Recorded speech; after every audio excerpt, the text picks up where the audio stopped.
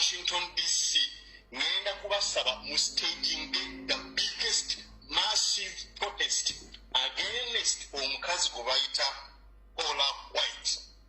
Omukazi oyo Paula White King, omukazi oyo spiritual father wa Donald Trump. Paula White webayitiramu through Pastor Kayanja ogenda conveying messages ewa Donald Trump obutattacking Uganda. Damu statement y'abantu bajule bulungi nnyo. Damu statement yo jule bulungi nnyo. Kanjiddemu. Nsaba Abannayuganda abali mu Washington DC okustaging a massive protest. Kulumba omukyala gwe bayita Paula White King musobola n'okumugulira ku mukyala muzungu ali around 50 something years. Omukyala oyo Museveni ayitira mu Pastor Kayanja okutuka ku mukyala oyo n'okuconveying a message okutuka Pastor wa Donald Trump. Omukyala oyo wanjiri abulira njiri naye spiritual father wa mu State House ku Donald Trump yamusabisa yasabisa nti bamukozesa okugenda okuconvincing Donald Trump nti Uganda eri bulungi ne transition eri bulungi. Tulina okutuukirira omukyala Donald Trump bw'anaakiraba nga protest eyitayo Paula White bweneeraba ekyo ajja kubeera skeptical omukyala oyo byamugamba era bingi bijja kukyuka. Mbeegayiridde Abannayuganda bw'ataakinga omukyala oyo, she is one of the biggest problems to our success on Uganda okubeera delivered. Ekyokubiri temuggwamu maanyi tetukola strategic partnerships with people abasobola okutuyamba okugjako Museveni oyo. Wategedde nti akalulu tekagenda kugjako Museveni. Negotiations with Museveni is a liar. If he's a liar, that's what he is. He's not going to change. Museveni yajja kubba kutta na kuzikiriza. That's what he is. Omuntu nagamba nti mu negotiating mutuule muteese ne Museveni oyo omanya nti ayagala Kyagulanyi aveeyo mukwate bamusibe bamudde or anything. If our president comes out and faces these people, they're going to kill him. Because first of all, Trump abawadde 10-day ultimatum okuva DRC.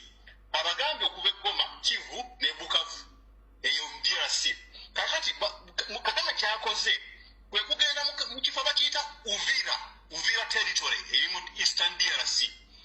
Batandise okuluutinga babba amamotoka babba amabanka babba biki batwala Rwanda. Ekifo ekyo kiwubira kiri next to DRC bamanyi nti kaweddemu. Kakati abalina access ku president w'e Congo tumwetaaga mu kino. While President w'e Congo are taking over Eastern DRC, American gundi nayo esembedde twetaaga country etuli okumpi egenda okutuyamba okusecuringa our victory from this man Museveni, except Kenya. Kubanga Ruto naye lyakola Kenya bintu bya Museveni. Nono omukyala w'e Tanzania, we cannot trust those two. Okay? So, Abannayuganda tumanyi muli mu bifo bya njawulo bingi, buli omu akola kyakola waali, naye oliba omulaba ng'agenzi pushing up White House or any other corridors of power. It is okay. You also go and do what you can do.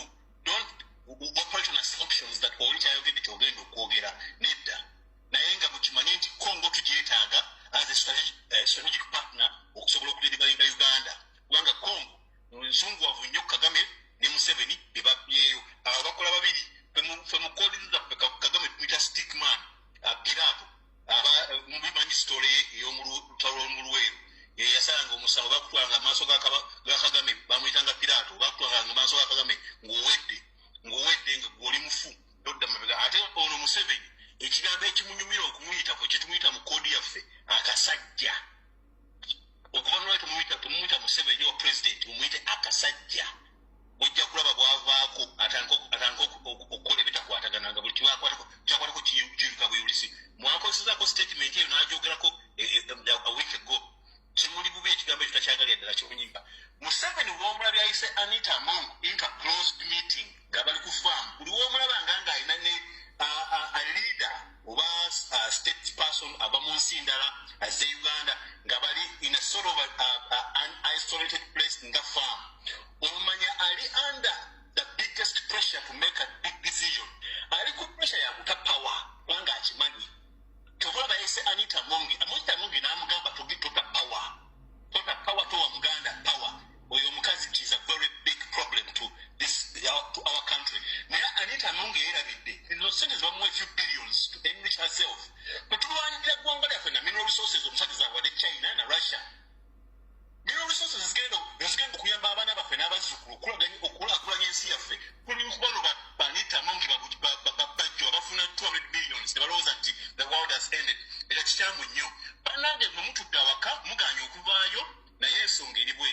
Abana b'omusente abasinga babasibye prisons around wananze mbadde bansibye koma obwedde era nakiraba ekyo mukama yantwala yeeyo ndowooza kubako kyenjigako nekyenda Museveni yansiba ne banne ne system y'envu eruzira ne bansibirako naawe kawempe ku poliisi awo n'embuya barracks wano ku byobululu bwa electoral commission naye kinyaba baga kiriwo ekiti bakwata abaana ne babatwala mu police stations ezo nabo ne badde bayola Usunayo leero following day bakutwala mu biometric fingerprint system gye bayina egenda okudentinga image yo worldwide.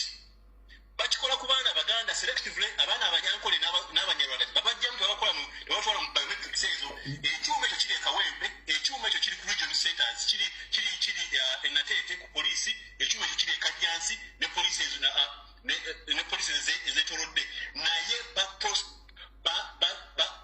profiling baana Baganda basoga bacholi bebatwala mu biometrics ezo bobanga batako police nekutwala nekujjako ekinkumu ebyo biometrics byabwe ebyo manya nti your chances of going to Europe and working out of the country are a bit minimum. You may struggle a bit.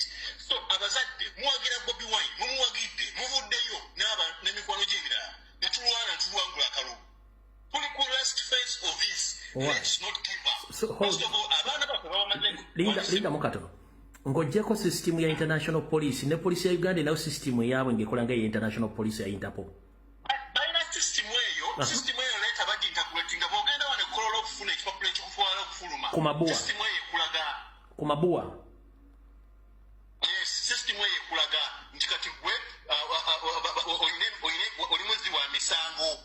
Nibo banga ofunye omulimu mu kitongole nga kyagala kutwala bakukutira byabutakwatagana nze nagenda Kawempe awo naye baga temugenda pinte kamugenda sirwe temugenda kunteka mu system and I protested. It is when I called my lawyers and I told them that you know what, this is a stupid system. It's not even under the law. You're just providing people here and when I got a noise you're providing people. I've been here era batuuka mu kaduuku lwako nasanga abaana omanyi makumira ako gabeeramu abaana bawamba obuyiiza nasangamu abaana abawambye obuyiiza naye buli wamu we bantadde mbaddeeko ne feva ya Katonda abaana abo bampa space mu executive ekawempaawo nengeza ku balwanirira naye poliisi yatyanze oyo omusajja gwe bata nanuka ne Oscar station omunyarwanda ali awo ekawempaawo omusajja muzibu nnyo n'oyo omunyarwanda Oscar station ali ewandegeya bazibu nnyo babbi ate batta abaana Baganda akutumya amaaso n'agamba Gudu Buganda is a dead one akaasavinga ggwanga What? Akutumya amaaso n'agamba nti Gudu Buganda is a dead one kyokka ng'asaavinga ggwanga namugamba nze ngenda kutwala mu kooti ngenda kusiba ndi wano ndi maaso go oba okubesa sirinkube ojja kumanya nti otadde enjovu mu kaveera ne bantya. They are contacted a few lawyers they bantya when the lawyers wrote them and tried to drag them to court over unlawful arrest. But Nigerians don't know their rights. Comment section inge responding ku issue ya fingerprints. Egamba nti bituufu n'ekirala oli bakikola.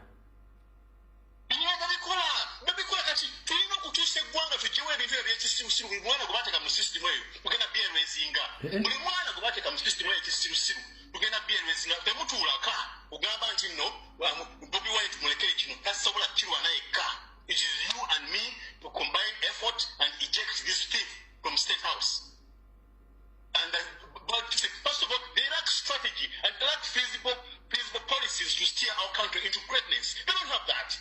All they can do is to work with Chinese and Indians to rob the country.